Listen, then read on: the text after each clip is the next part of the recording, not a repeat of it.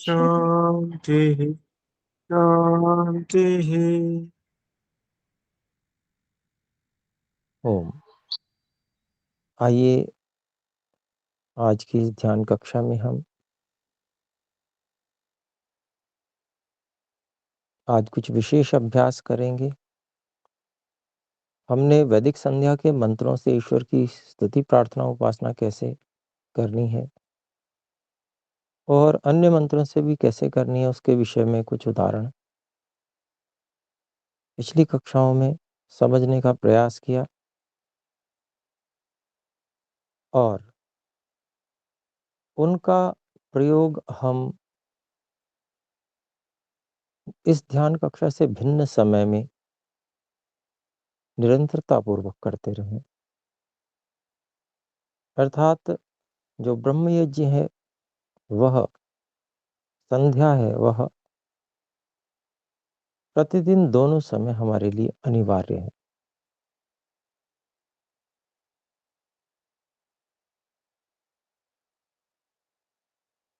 तो उसको हम ज्यों का त्यों करते रहें। इसके साथ ही हमें विशेष रूप से आत्मा आदि पदार्थों के साक्षात्कार के लिए जिस एकाग्रता की आवश्यकता है उसके लिए विशेष प्रयास भी करना चाहिए। तो उसी क्रम में हम धारणा का विशेष अभ्यास, स्थूल शरीर पर पूर्ण नियंत्रण का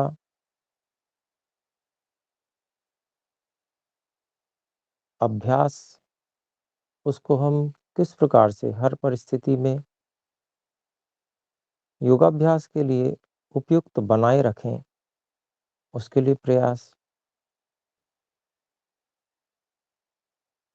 हमको करना है। क्योंकि परमात्मा की सहायता तो हमें निरंतर प्राप्त हो रही है, परंतु परमात्मा के स्वरूप में कैसे हमारी सहायता कर रहे हैं यदि हम उसको ठीक से समझ पाते हैं और उसी दिशा में, एक ही दिशा में ईश्वर की जो सहायता है उस ही दिशा में हम भी अपनी इच्छा प्रयत्न बल को लगाते हैं,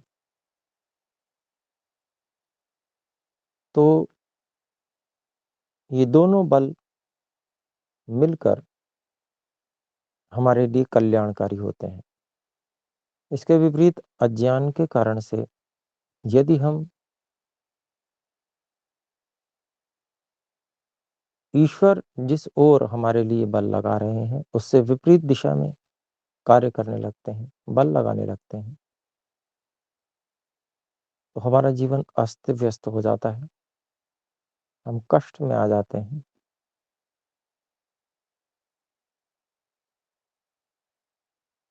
तो इस चीज को कैसे समझें इसके लिए थोड़ी सी साधना हम करेंगे।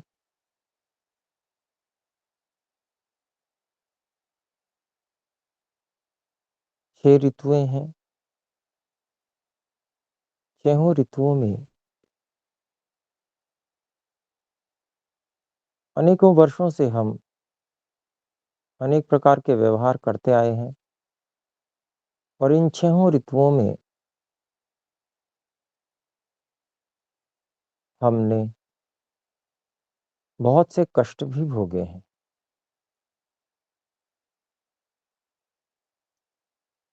अभी तक हम में से कोई ही शायद ऐसा हो कि जिन्होंने कष्ट ना भोगे हों, कष्ट ना उठाए हों शरीर से।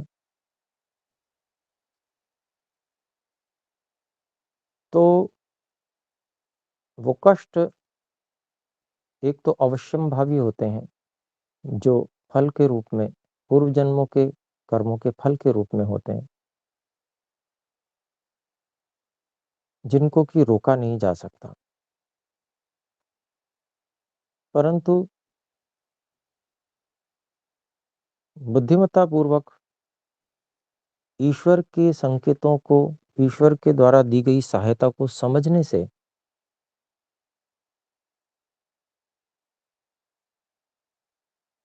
अपनी मूर्खता के कारण जो कष्टों को हम बढ़ा लेते हैं, उससे हम बच सकते हैं और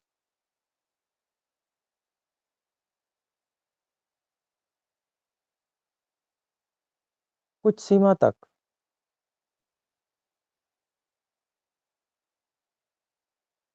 प्रकृति को समझते हुए, ईश्वर की व्यवस्था को समझते हुए हम उन कष्टों को कम भी कर सकते हैं।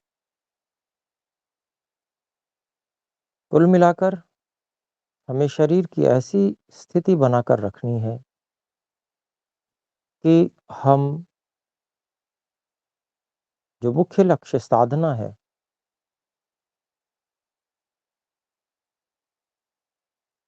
उसके योग्य शरीर को बना के रख सकें। चाहे कोई ऋतु हो, चाहे कोई परिस्थिति हो, हम शरीर को इस स्थिति में बना के रख सकें कि शरीर से हम साधना रूपी उपयोग ले सकें। शरीर इतना अयोग्य ना हो जाए कि हम साधना ही ना कर पाएँ। तो इसके लिए शरीर को पहचानना आवश्यक है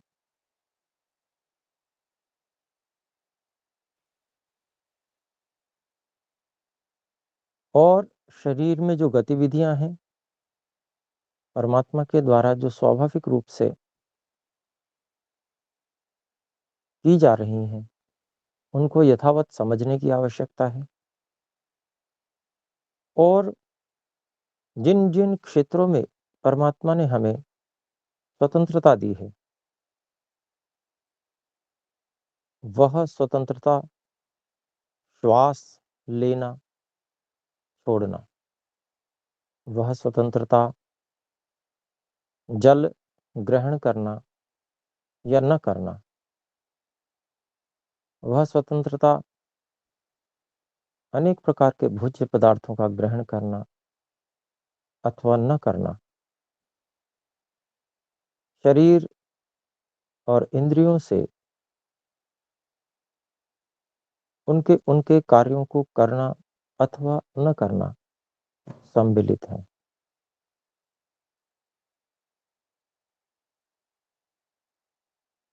इस स्वतंत्रता का उपयोग हम समुचित रूप में करें, इसके लिए हमें निरीक्षण करना आवश्यक है। हमें आत्म-निरीक्षण अर्थात यहाँ पर शरीर के स्तर पर शरीर का निरीक्षण करना आना चाहिए,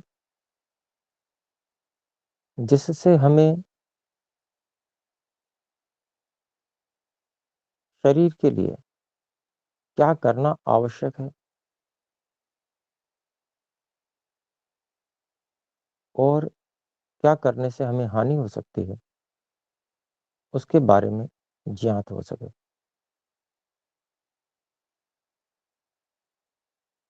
प्रत्येक बात सोचते हुए, विचार करते हुए, निरीक्षण करते हुए हमको यह ध्यान रखना है कि ईश्वर ने निरंतर अपनी सहायता हमारे साथ बना रखी है और ईश्वर प्रतिक्षण हमारे लिए शरीर के संचालन आदि के सभी कार्य कर रहे हैं।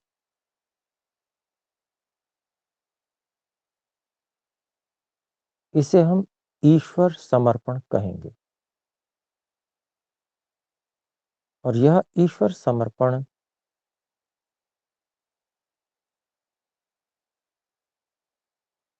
साधना की सभी स्थितियों में अनिवार्य है और यह हमारी गति को बढ़ाने में हमेशा बहुत अधिक सहयोगी रहेगा। जितने-जितने हम ईश्वर को समर्पित रह सकेंगे, उतने-उतने हम अधिकतम सही निर्णयों तक पहुँचने में सफल होंगे,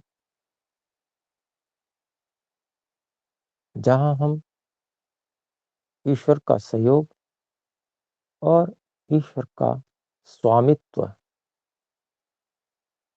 सभी वस्तुओं पर स्वीकार करते हुए चलेंगे।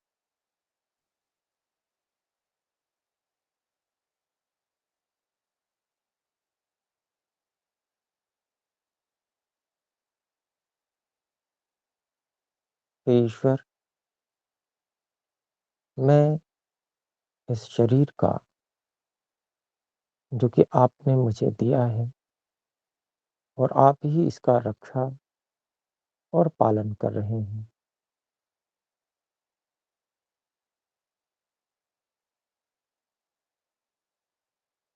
इसका निरीक्षण कर रहा हूँ।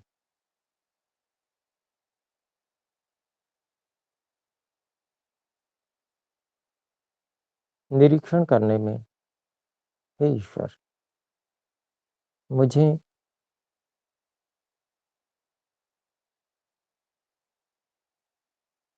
सर्वप्रथम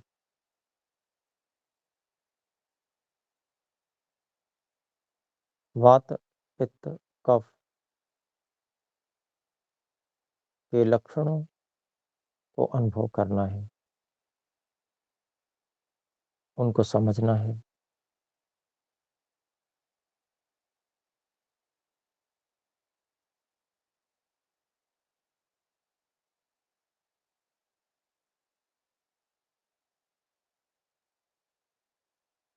हे ईश्वर, आपने इस धरती पर जहाँ पर हम निवास कर रहे हैं, वसंत ऋतु को उत्पन्न किया है। हे परमात्मा, वसंत ऋतु के कारण से शरीर में कफ का प्रकोप रहता है। प्रातः काल का समय है,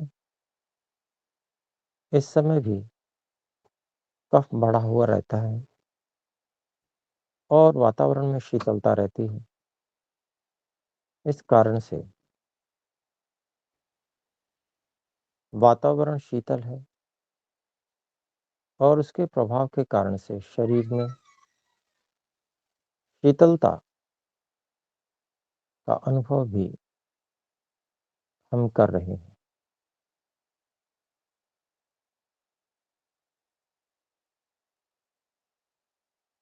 हे ईश्वर, आपकी कृपा से इस शीतलता को दूर करने के लिए हमने कुछ उष्ण वस्त्रों को भी धारण किया हुआ है।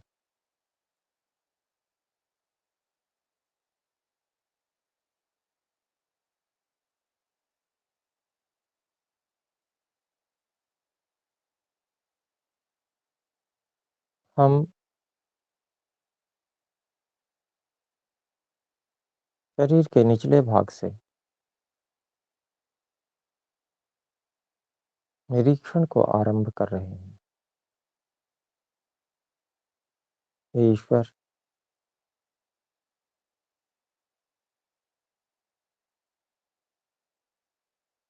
चलने के इस साधन शरीर के नीचे के भाग पैरों को मैं अनुभव कर रहा हूँ।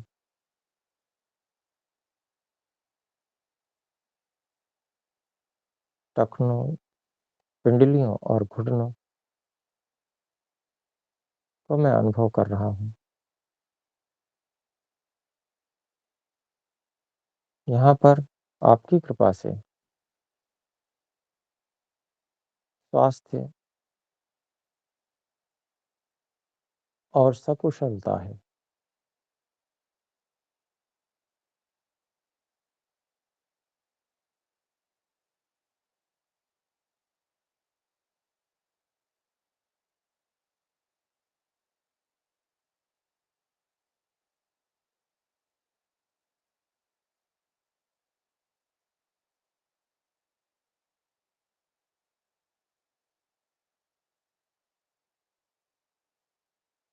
हमें जहाँ भी कोई कमी, कोई परेशानी अनुभव में आती है,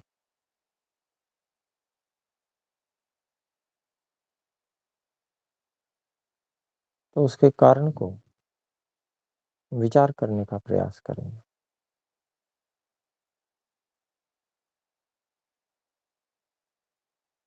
शरीर के इस निचले भाग में यदि कहीं भी हमें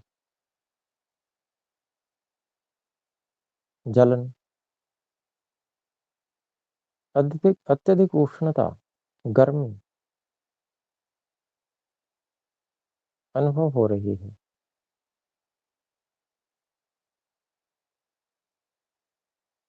तो इसका मतलब शरीर के इस भाग में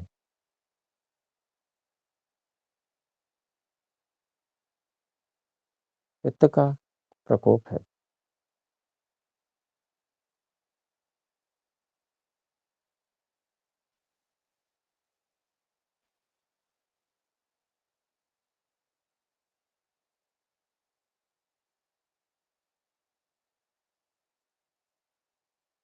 यदि शरीर के इस भाग में हमको अधिक शीतलता अनुभव हो रही है,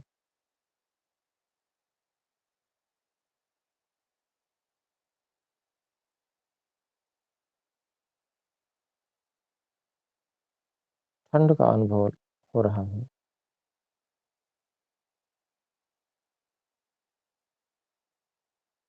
तो इसका अभिप्राय ये है कि यहाँ पर कफ और वात का प्रभाव है।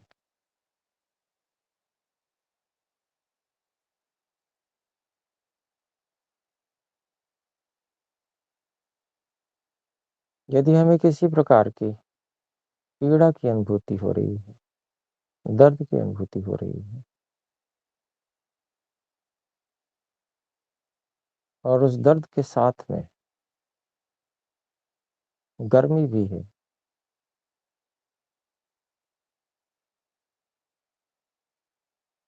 तो पित्त और वात का प्रभाव है। और यदि शीतलता के साथ में दर्द की अनुभूति हो रही है,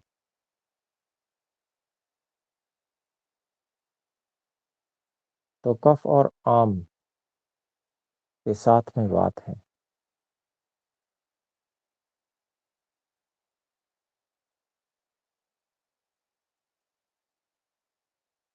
यदि इस पीड़ा में कुछ गर्मी देने से हमें राहत मिलती है,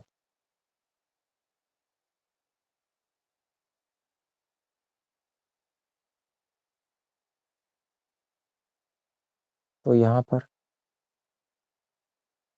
कफ और आम वात का प्रभाव है।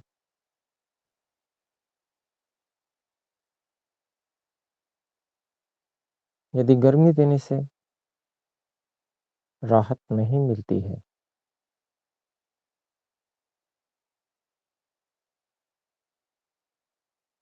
किसी स्निग्ध पदार्थ के मलने से राहत मिलती है,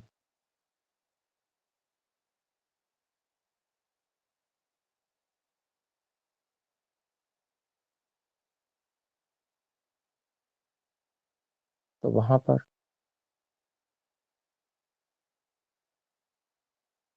कफ और वात का प्रभाव है।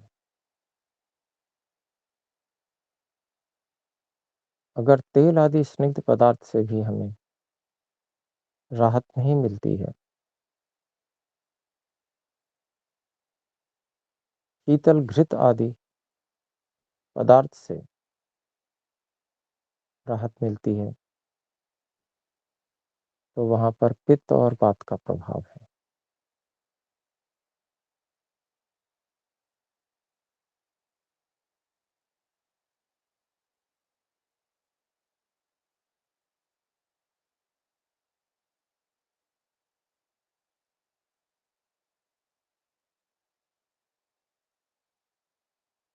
इसी प्रकार से जंघाओं, नितंबों की ओर हम अनुभव करेंगे। ईश्वर आपकी कृपा से आपके संचालन में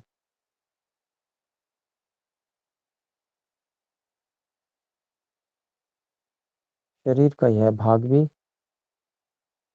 समुचित कार्य कर रहा है। हमें निरीक्षण करना है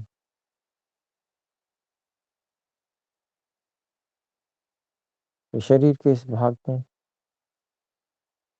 हम कैसा अनुभव कर रहे हैं। क्या बिल्कुल सामान्य अनुभव, अर्थात वात पित्त कफ तीनों की समता है, अथवा यहाँ पर अधिक उष्णता है,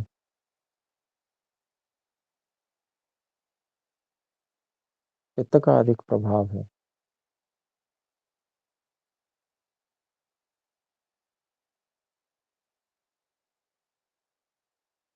अथवा कोई खुजली आदि, अथवा पीड़ा, तो वात का प्रभाव है।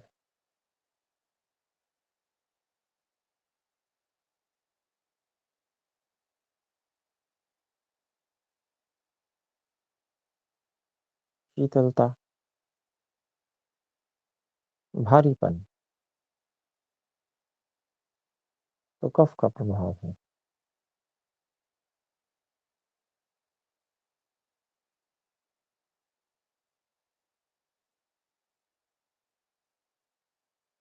हल्केपन के साथ में शीतलता है, तो वात का प्रभाव है।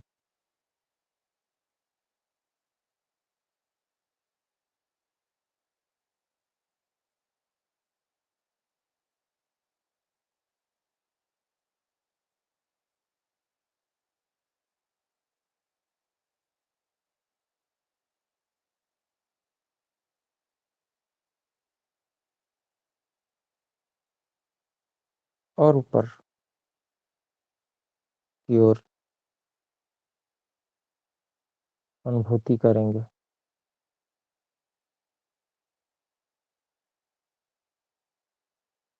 नाभि का भाग, कमर का भाग,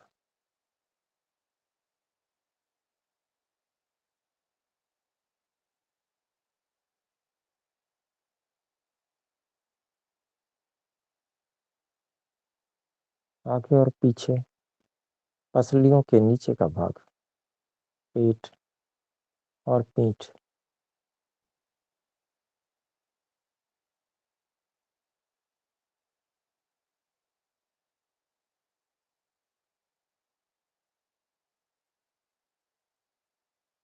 यहाँ पर यदि सम्यक अनुकूलता है,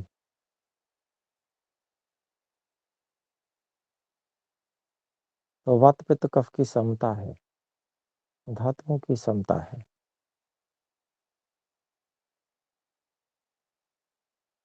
अथवा कहीं असंतुलन है, तो वो असंतुलन क्या है, ये निरीक्षण करेंगे। ईश्वर, ये जो भी परिणाम है, ये पूर्व दिनों में किए गए भोजन आदि आहार विहार का परिणाम है।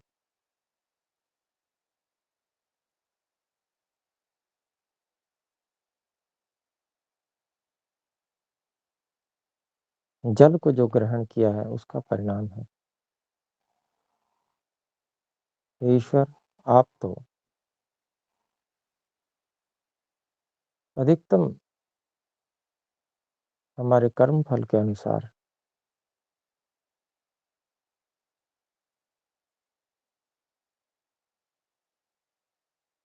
हमें अनुकूलता प्रदान करते हैं,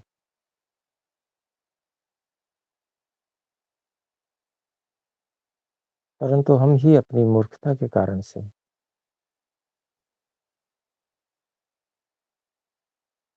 अनुचित आहार विहार के कारण अपनी समता की स्थिति को बिगाड़ते हैं।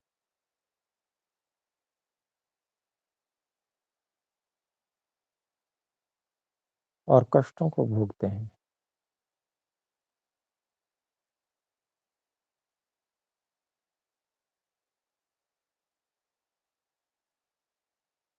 ईश्वर, आपने जो ये समस्थिति प्रदान की है, इसके लिए आपका बहुत बहुत धन्यवाद। कोटि कोटि धन्यवाद।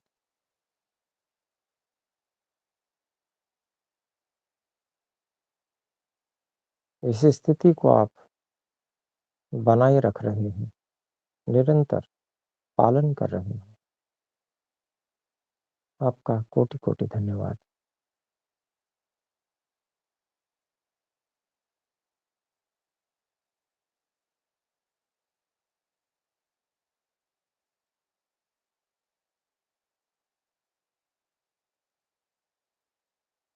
पसलियों के नीचे भाग से अब हम सीने, पीठ और कंधों की ओर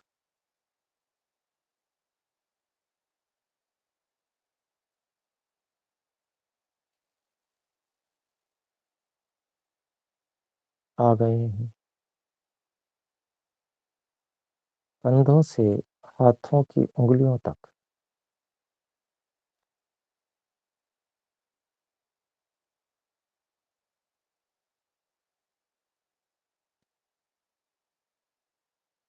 ये पूरा भाग है ईश्वर, आपकी कृपा से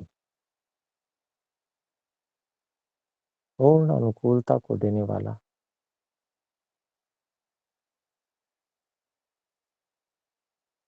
साधना के योग्य है। यहाँ भी हम किसी भी प्रकार की सामान्य से भिन्न स्थिति को अनुभव करते हैं तो उसका विवेचन करें।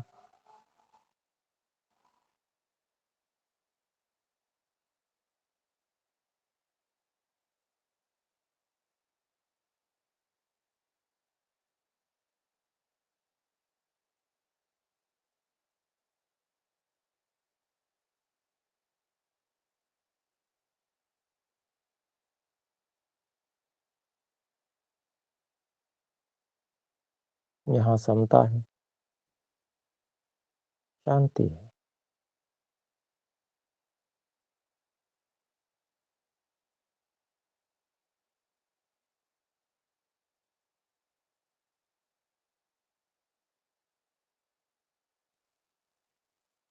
अथवा अधिक शीतलता का अनुभव हो रहा है, भारीपन है,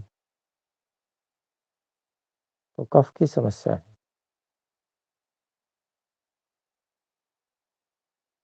श्वास प्रश्वास में बाधा उत्पन्न हो सकती है, भारीपन है, कफ की समस्या है।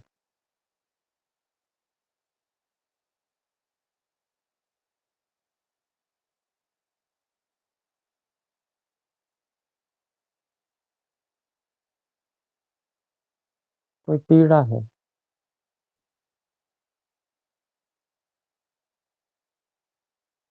त्वचा में खुजली आदि है,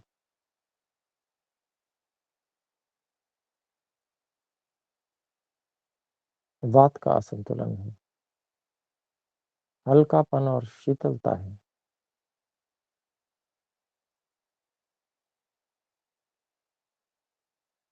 वात का प्रभाव है,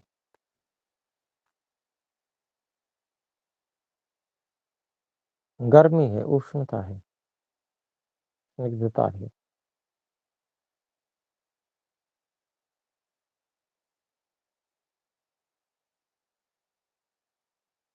पित्त का प्रभाव है।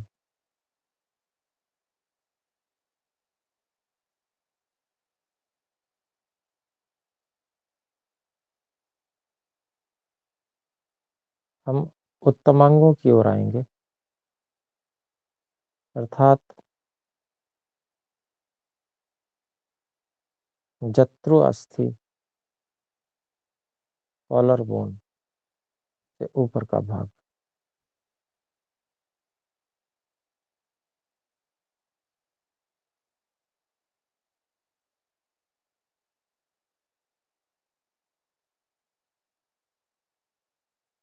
कंठ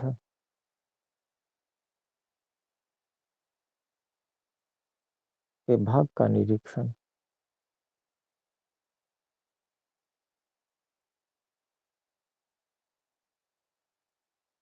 स्वर यंत्र भली प्रकार से काम कर रहा है। आहार को निगलने वाली नली अच्छे प्रकार से काम कर रही है। ज्ञान तंतु, ज्ञान वाहिनियां रीढ़ की हड्डी के साथ में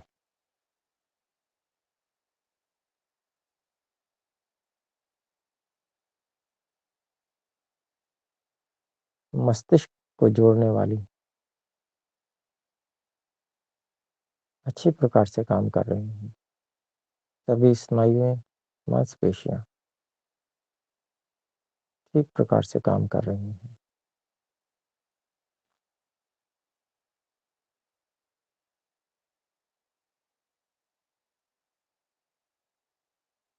न आवश्यकता से अधिक शीतलता है, ना ही जलन है, ना ही भारीपन है।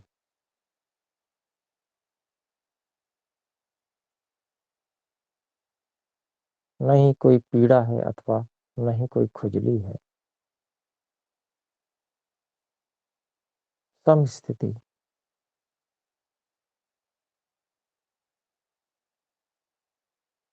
शांति की स्थिति, साधना के लिए सुयोग्य स्थिति।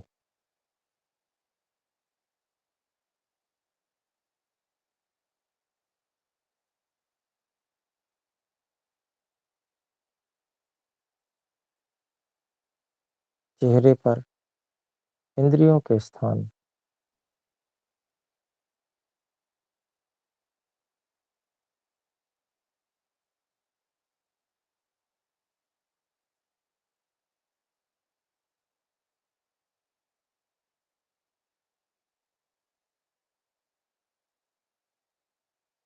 सिर का भाग,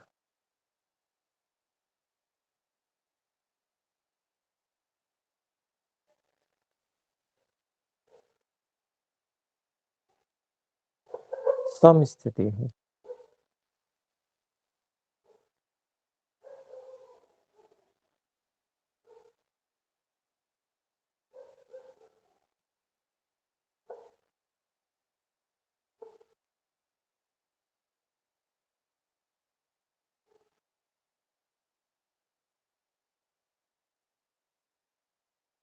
वैसे ही वात पित्त कफ का विवेचन, क्या अधिक उष्णता तो नहीं है।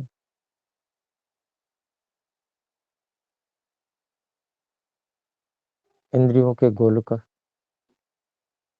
भली प्रकार से कार्य कर रहे हैं। कोई रूक्षता, आंखों में कोई करकन तो नहीं है, कोई पीड़ा तो नहीं है, बिल्कुल ठीक है।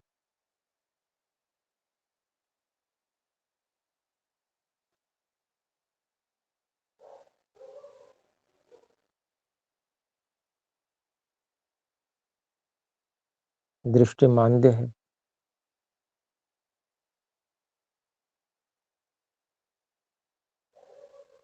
तो जठराग्नि बलवान नहीं है।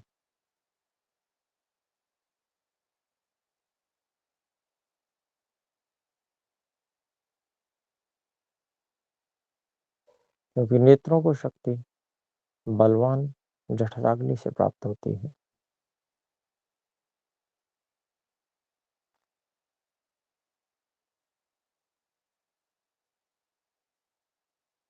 कानों में श्रवण शक्ति भली प्रकार से है।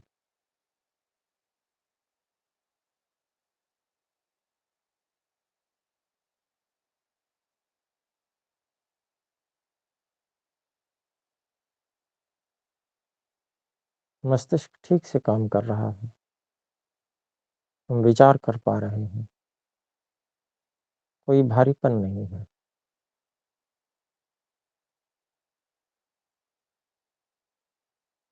कोई अतिरिक्त तनाव नहीं है।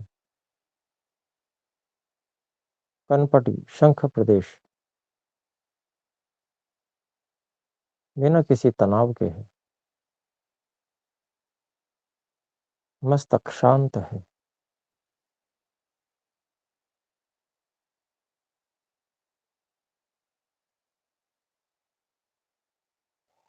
विचार शक्ति प्रखर हो रही है। हे ईश्वर, ये सब आपकी ही कृपा है। आपने ही इन सब साधनों को इतनी उत्तमता से धारण किया हुआ है।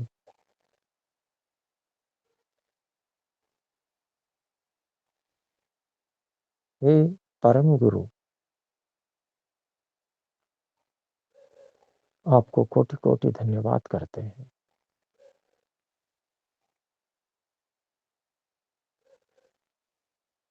पूरे शरीर का निरीक्षण हम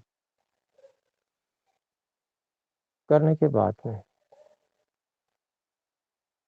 शरीर के असामर्थ्यों पर विवेचन करना है।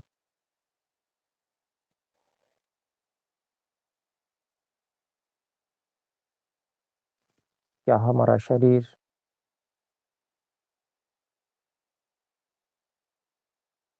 गर्मी और सर्दी को सहन करने में समर्थ है, अथवा एक सीमा तक ही सहन कर पाता है और उसके बाद में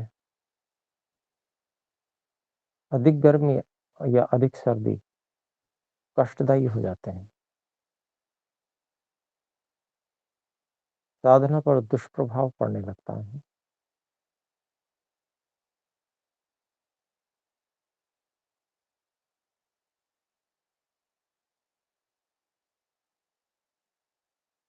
तो इसके उपायों को हमें विचारना है।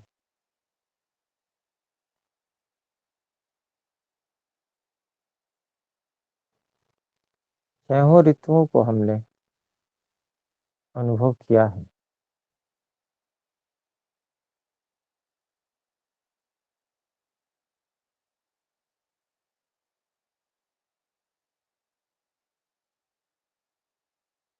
ऋतु परिवर्तन होते ही शरीर में कष्ट उत्पन्न होता है। शरीर ऋतु परिवर्तन को सहन नहीं कर पाता है।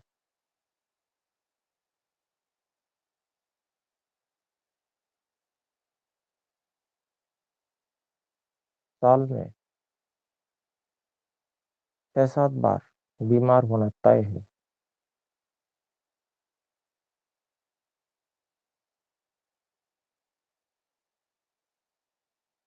तो ब्रह्मचर्य आदि साधनों के द्वारा, उपायों के द्वारा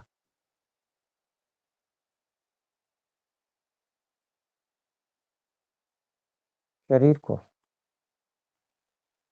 शरीर की प्रतिरोधक क्षमता को बढ़ाने की आवश्यकता है। ऋतु के अनुकूल आहार विहार पर संयम करके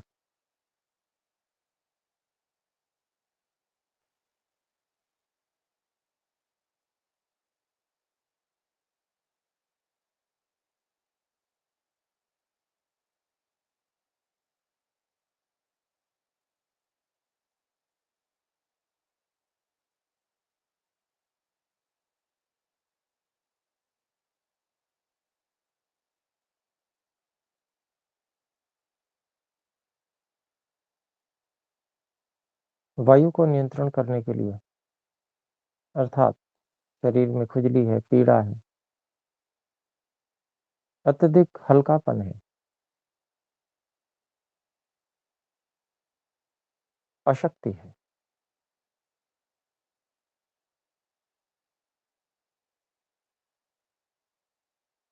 तो इसको नियंत्रित करने के लिए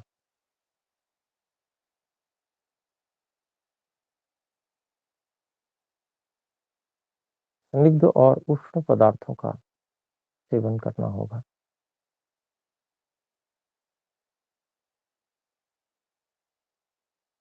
जल स्निग्ध है परंतु शीतल भी है।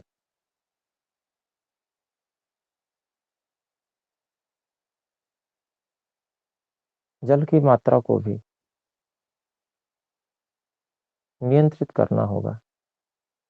उसकी शीतलता को समाप्त करने के लिए उसमें कुछ उष्ण पदार्थों का संयोग करना होगा।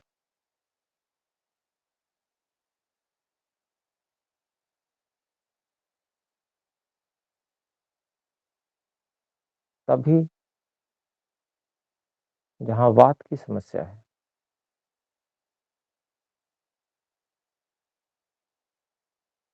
उस पर विजय की जा सकती है। आहार में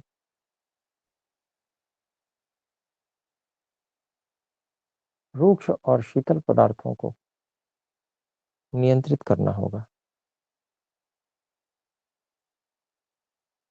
मात्रा को कम करना होगा। स्निग्ध पदार्थ प्रायः शीतल भी होते हैं। ऐसे स्निग्ध पदार्थ जो अधिक शीतल होते हैं उनके साथ में तीक्ष्ण और उष्ण पदार्थों का संयोग करना होगा, जिससे वात को जीता जा सके।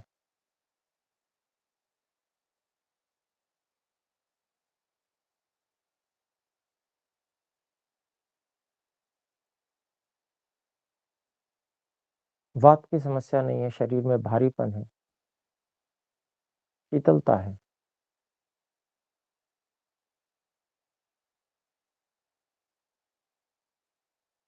स्थूलता है, मंदता है,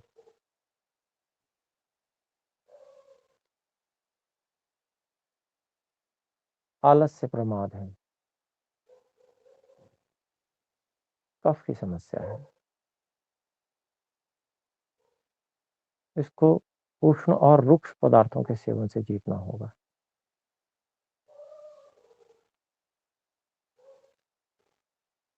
जल की मात्रा को कम करना पड़ेगा, क्योंकि जल न तो रुक्ष है और न ही उष्ण है, उसका स्वभाव ही शीतलता है।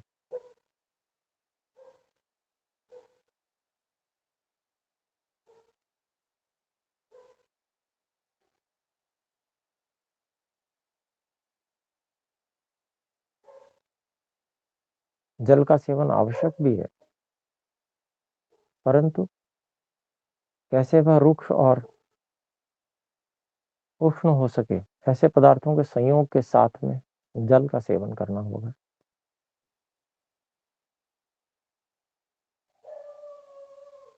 जिससे कफ को नियंत्रित किया जा सके।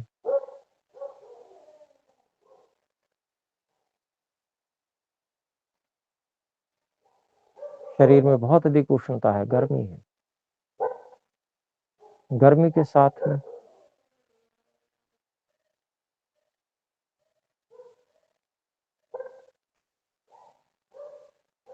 हल्कापन है।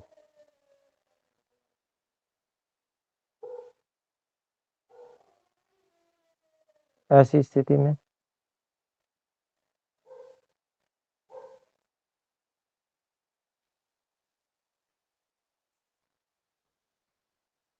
शीतल और स्निग्ध पदार्थों का सेवन करना होगा,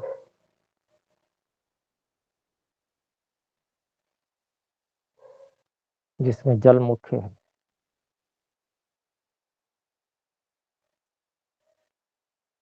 यदि उष्णता के साथ में आलस्य, प्रमाद है, भारीपन है।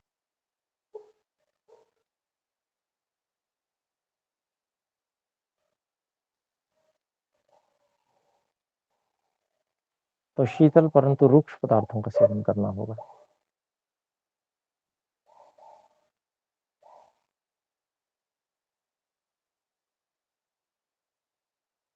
अर्थात जल को और अधिक रुक्ष पदार्थों से मिलाकर, जैसे कि ग्रीष्म ऋतु में किया जाता है।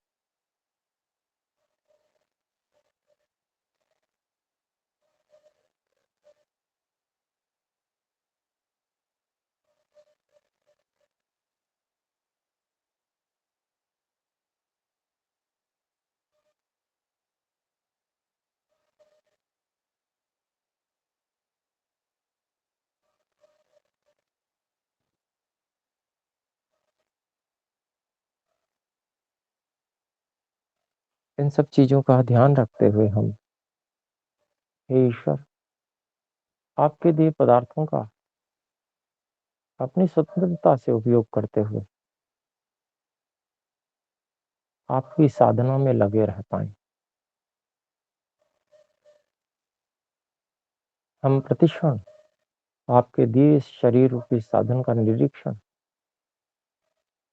करते हुए इस साधन से समुचित उपयोग ले पाए। और जब हम शरीर को समता में ले आए, अर्थात जब वात पित्त कफ सम हो जाए और हमें पूरी तरह से अनुकूलता हो, तो फिर हम सम आहार विहार का ही सेवन करें। जल का मात्रा से अधिक सेवन करना भी हानिकारक है।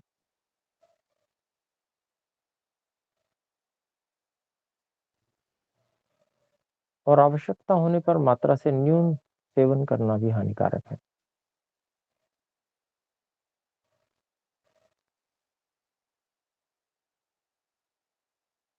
हे ईश्वर, आपकी कृपा से हमें ये पता होना चाहिए कि सम स्थिति अर्थात पूरी तरह से अनुकूल स्थिति शरीर की हमारी क्या है, और इस स्थिति को बनाए रखने के लिए हमें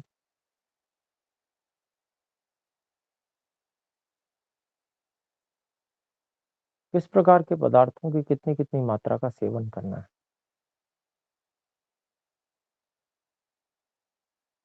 उसका सुनिश्चयन करके हम आपकी दी हुई इस गाड़ी में ईंधन, पेट्रोल आदि के सामान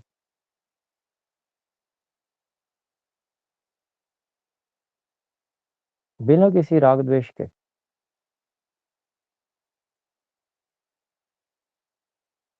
भोजन में स्वाद की तृष्णा को छोड़ते हुए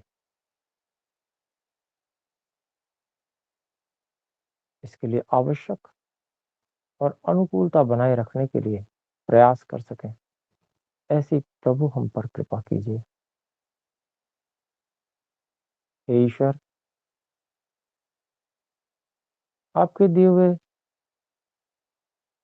भिन्न भिन्न रसों वाले पदार्थों को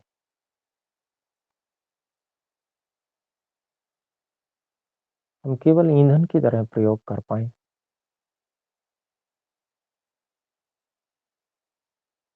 उससे जो हम सुख प्राप्त करने की भावना को रखते हैं उसे दुख रूप समझ पाए, क्योंकि उससे उसके असंतुलन से ही जो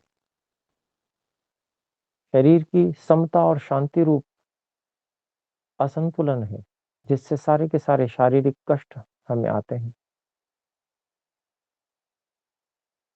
उन सब पर हम विजय करें, तभी हे ईश्वर हम आपकी साधना में आगे बढ़ पाएंगे।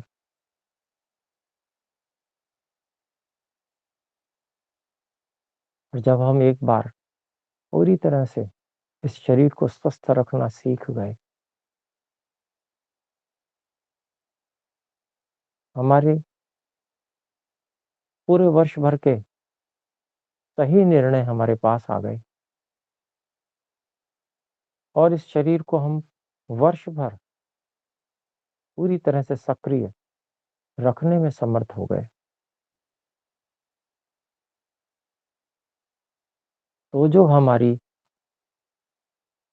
हे ईश्वर आपकी मार्ग में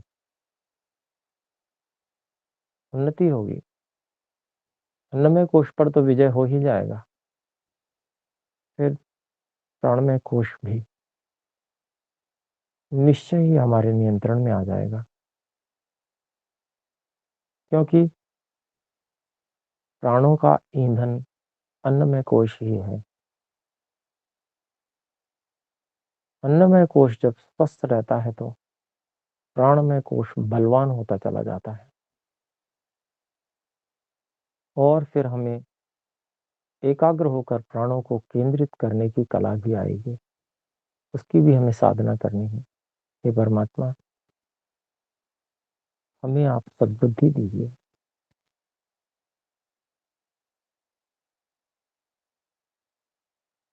हमें सही निर्णय करने की क्षमता दीजिए, और सभी प्रकार के ये जो सांसारिक राग द्वेष हैं, इनके कारण से, तनाव आदि के कारण से हम इस अन्नमय कोश स्थूल शरीर को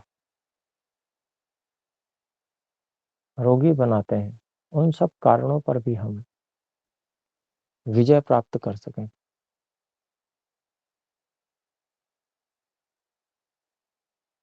ऐसे ही ईश्वर हम पर कृपा कीजिए।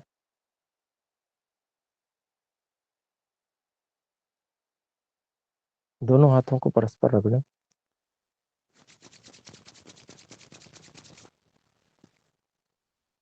आंखों पर स्पर्श कराते हुए धीरे धीरे आंखों को खोल लें।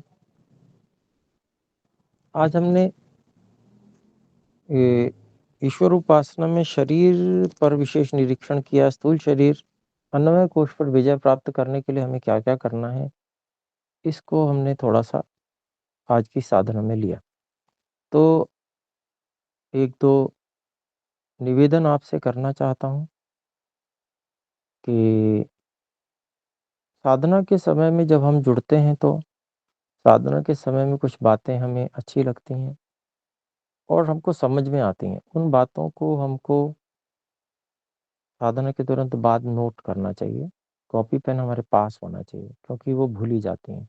हमारे लिए उपयोगी बातें कुछ होती हैं, उनको हम नोट करेंगे तो, और उस जो हम नोट करें उसको केवल अपने तक सीमित ना रखें, उसको शेयर करें। उसको यहाँ पर अगर ग्रुप में भेजने की अनुमति ना हो तो एडमिन को भेजें, वो आपके जो लिखे हुए नोट्स हैं उसको शेयर करेंगे। उससे जो लोग जुड़ नहीं पाए उनको भी लाभ होगा। दूसरा एक निवेदन आपसे कक्षा के विषय में, कि आपका एक सहयोग चाहिए। सप्ताह में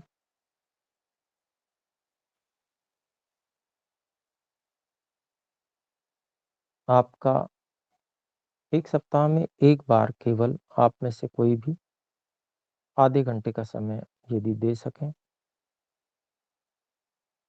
तो उस आधे घंटे में आपको जो ये ध्यान की कक्षा है उसमें डबल स्पीड करके यूट्यूब पे उसको देखना है। और कौन सा स्थान ऐसा है जहाँ कोई बात ऐसी है जो सबको बहुत अच्छी लग सकती है, ऐसा 2 मिनट 3 मिनट 4 मिनट ऐसा एक भाग हमें उसमें से निकालना है, जिससे कि उसको शॉर्ट्स के रूप में दिया जा सके। तो उसमें आपको केवल क्या करना है, केवल समय नोट करना है। तो समय नोट करके श्रीमान हिमांशु जी को भेज सकते हैं कि भाई ये समय, इस समय पे ये बात अच्छी थी, जो कि विशेष थी, जो सब लोगों को अच्छी लग सकती है, तो उसका शॉर्ट्स बने। तो शॉर्ट्स कोई और बनाएंगे, आपका केवल टाइम स्टैंपिंग का काम रहेगा। तो हम में से अगर कोई इसमें सेवा दे सकते हैं तो मेरा निवेदन है कि कृपया इसमें हम में से कोई सहयोग दें।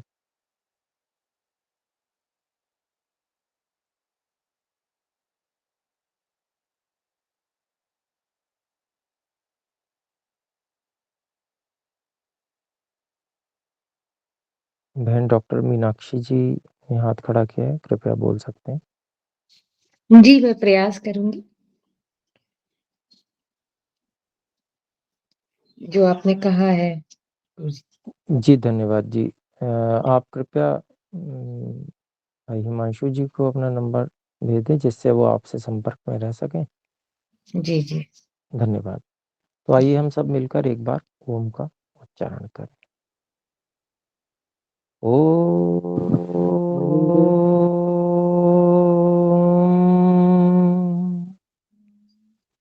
सभी को सादर नमस्ते। नमस्ते सर।